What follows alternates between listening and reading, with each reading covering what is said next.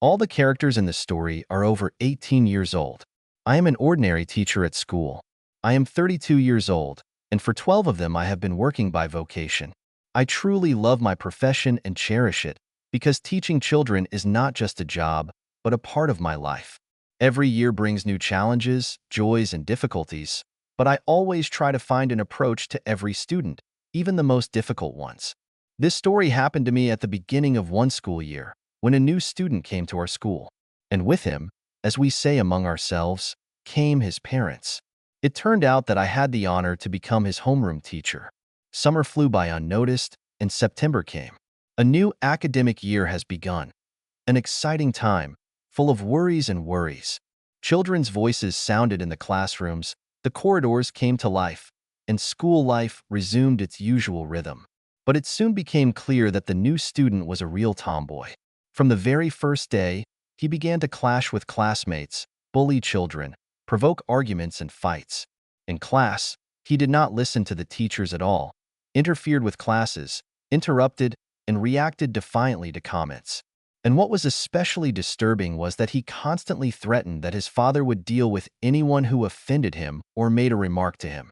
The teachers, of course, tried to work with him and find a common language, but it became obvious that there was no way to do without parental intervention. However, any mention of the need to talk to mom or dad was met by the boy with a grin and the same threats. Everything came to a critical point when one day a student managed to break a desk during class. That was the last straw.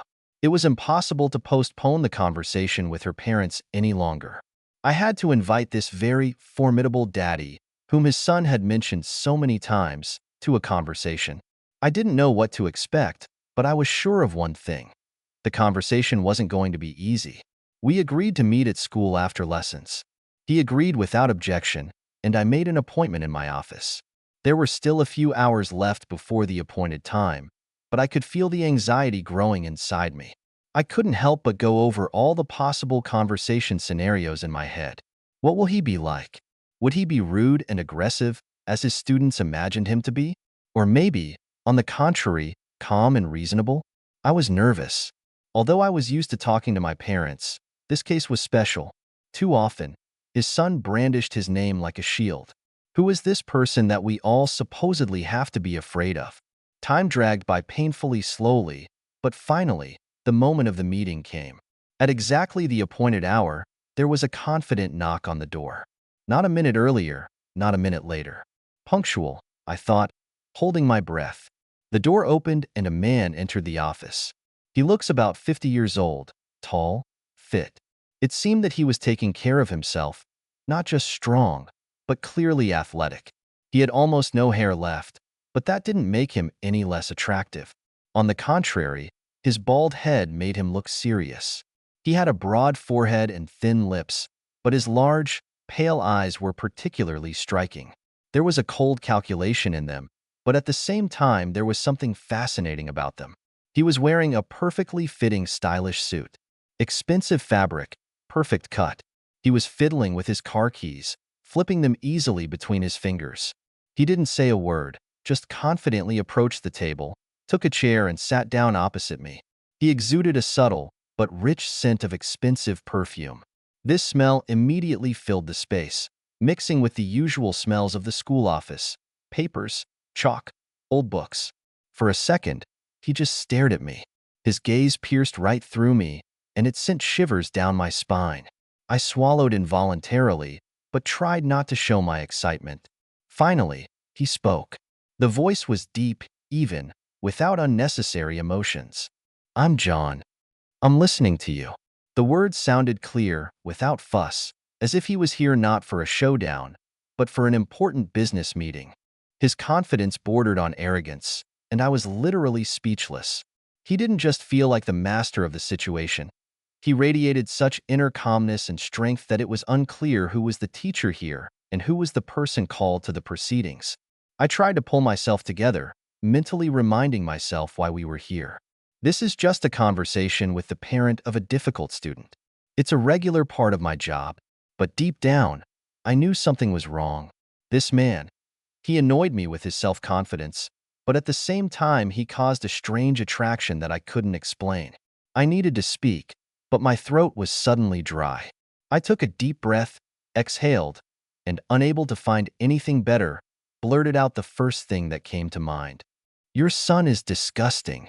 He wasn't surprised. On the contrary, a mocking smile touched his lips. It was as if he had been waiting for something like this. So what? He said lazily, leaning back in his chair.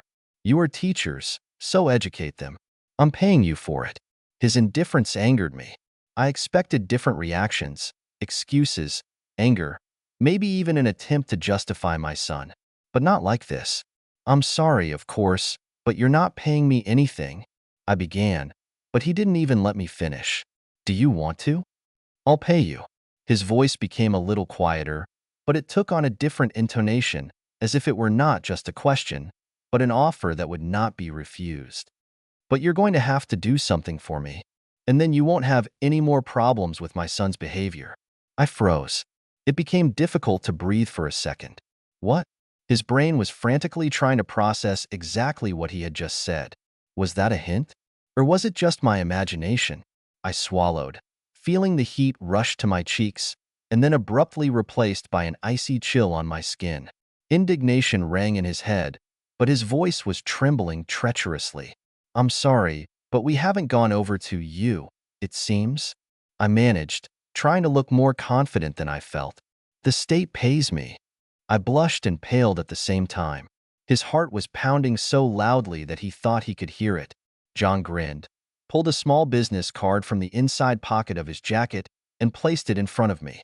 Think. It's your business.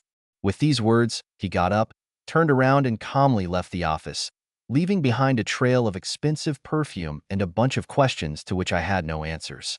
On the way home, my thoughts kept coming back to him. John. This man was literally stuck in my head, and I couldn't get rid of his image. I tried to distract myself, to focus on something else, but every time I saw his confident gaze, restrained smile, and the way he behaved as if the whole world belonged to him, I knew I was attracted to him. His strength, his audacity, his intelligence. It was all fascinating. He was a man who knew what he wanted and took it without asking permission. A stupid man will not earn a lot of money, will not hold himself so confidently, will not look at people with such cold calculation, forcing them to either fear or obey. I was walking down the street, but my mind kept going over the details of our meeting. His hands are strong, well-groomed, with long fingers, confidently clutching the keys. The lips are thin but expressive, with a slight sneer on them. I suddenly found myself thinking that I was attracted to something forbidden about him, something that should not have arisen between us, but nevertheless arose. I've always been confident in myself. I looked great at my age, blonde with gray eyes, tall and slender figure. I took good care of myself, immaculate manicure, neat makeup, stylish clothes. I knew I was attracting men's attention, but right now I was only concerned about one of them. When I got home, I kicked off my shoes and literally fell on the couch, throwing my head back. The moments of our conversation flashed back to my mind. His voice, his scent. Why does he affect me so much? A few days have passed. The new student behaved even worse than before. It seemed like he was deliberately driving me crazy, testing how much I could take. His antics became more and more brazen, and it seemed to me that his father was behind it all. It was a provocation, a kind of challenge. You didn't agree right away? Well, let's see how long you can last. I had no idea where to run, or who to turn to. Complain? Uselessly. Complain to whom? The father of the child, who already made it clear that he had everything under control. The authorities? But this is not just a random person. He knew what he was doing. I knew one thing. If I wanted this nightmare to end, if I wanted his son to leave me alone, I would have to accept his offer. The phone in my hand was unexpectedly heavy. I stared at him, wondering if it was worth it. Hello? My voice faltered. I agree. There was silence on the other end of the line. There were several long seconds, and then a calm, confident voice rang out. My car will pick you up at 1900 hours. Be ready. I hate it when people are late. He didn't ask or specify if I was comfortable. He just said it. I slowly put the phone away. What should I wear? God. This question torments all the girls before the meeting. And for some reason, that's exactly how I perceived our meeting, as a date. I was rushing around the apartment, sorting through my clothes. 1,000 thoughts were swarming in my head. What does he expect from me? How will this meeting go? Opening the closet, I nervously ran my eyes over the hangers, discarding one outfit after another. I wanted to look perfect, but not provocative. Attractive, but not too open. And suddenly I bumped into him. Black dress. Elegant, slightly above the knee, emphasizing the figure, but not too tight. Simple, but stylish. I picked it up and ran my fingers over the fabric. Perfect. They offered me champagne in the car. An elegant glass with thin glass, filled with sparkling drink, pleasantly cooled the palm. I hesitated a little, but then I decided, come what may. I lifted the glass to my lips and took my first careful sip. The cool champagne flowed down my throat in light bubbles, and with it the tension went away. I drank the second glass more boldly, feeling the warmth spread through my body, and the anxiety receded a little. I leaned back on the cushioned seat, looking out the window at the evening lights rushing by. The trip took about 30 minutes. When the car finally stopped, the driver got out without another word and opened the door for me. I looked up. The mansion towered in front of me, a majestic structure with huge windows, behind which the light flickered softly. Behind the house there is a park with manicured paths and blooming flower beds. Even in the dark, it was clear how well thought out and tidy this garden was. The door of the house was massive, dark wood with wrought iron patterns, but my attention immediately turned to the figure standing on the porch. He, in a perfect suit, confident, collected, he was waiting for me. Calm, without a shadow of doubt or impatience. I came closer. He didn't say a word, just reached out, took my hand lightly but imperiously, and led me inside. The house was even more luxurious inside than outside. High ceilings, dim chandeliers, reproductions of famous paintings hung on the walls, their gold frames catching the candlelight.